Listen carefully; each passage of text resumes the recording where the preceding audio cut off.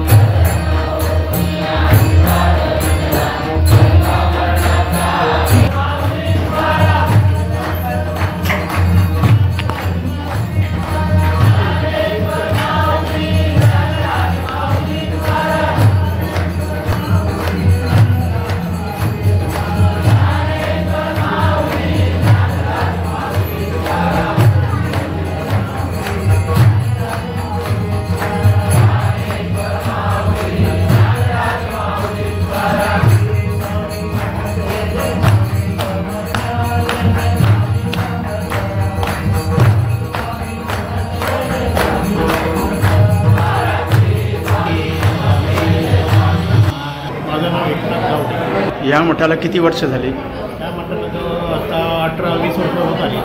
20 वर्ष झाली। कधीपासून सुरू झाला?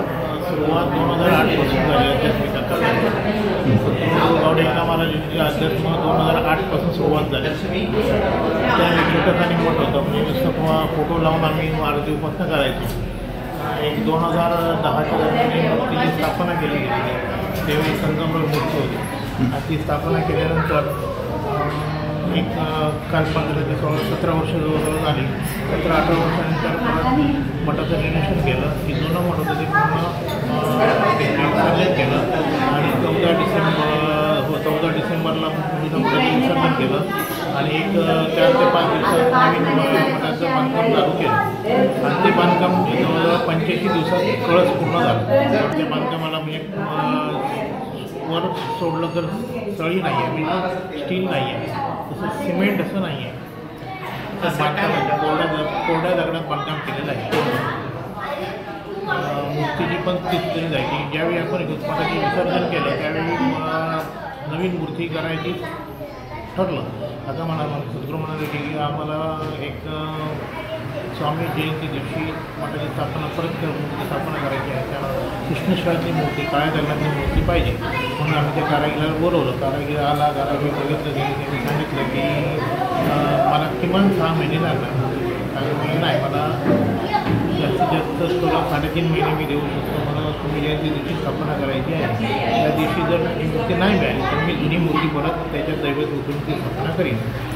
तर तो कारागीर म्हणाला काय की ठीक आहे, मी बघतो, विचार करतो। नाही म्हणाला, तो जमणार नाही म्हणाला, पण तो घरी गेला रात्री आणि त्याला काय साक्षात त्याला माहिती तो दुसऱ्या दिवशी आला आणि आमच्या सद्गुरूंना म्हणाला की आता तुम्ही जर पाठीशी आहात तर मी ती मूर्ती करायला तयार आहे.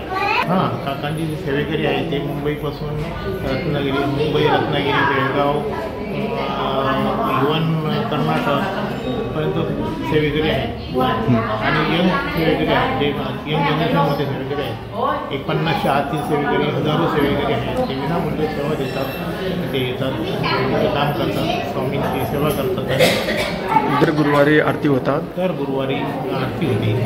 दर गुरुवारी सकाळी आरती होते, उपासना होते, दुपारी महाप्रसाद होतो आणि मग तिथे आरती संपली की मार्गदर्शन असते. आणि मार्गदर्शन झालं की मग महाप्रसाद असतो. महाप्रसाद झाले की लोक घरी जातात. महाप्रसाद असं आहे की भाविक अन्नदान करतात, भाविकातर्फे होतात. त्यात नव्हतं आणि ट्रस्ट आहे. सद्गुरू भक्त सेवाने सामाजिक आहे आणि धार्मिक आहे. 2 ट्रस्ट आहेत, 2 ट्रस्टचे कार्यरत आहेत. त्या ट्रस्टीनुसार सर्व पाहण्याची, मठाची देखभाल, पाहणी सगळं चालतं. आता बघा, लांबचे कोणी भक्त आले तर राहण्याची सोय आहे. इथे इथे कसं आहे, भक्त निवास आहे पण असं सेपरेट असं नाही, पण कंबाईन राहण्याची हॉल आहे, बाथरूम हे सगळं सोय केलेली आहे. येऊन 1-2 दिवस भक्तजन राहतात.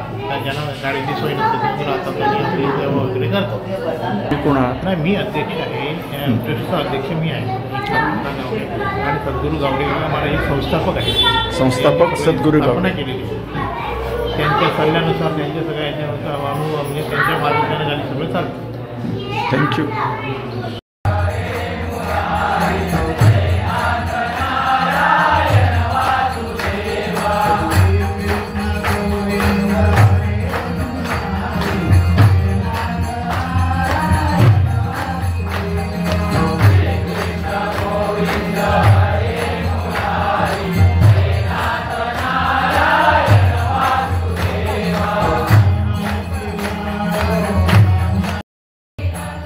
तुम्ही पळयता श्री स्वामी समर्थ मठ कार्यरत असा माड्याची वाडी, तालुका कुडाळ, जिल्हा सिंधुदुर्ग.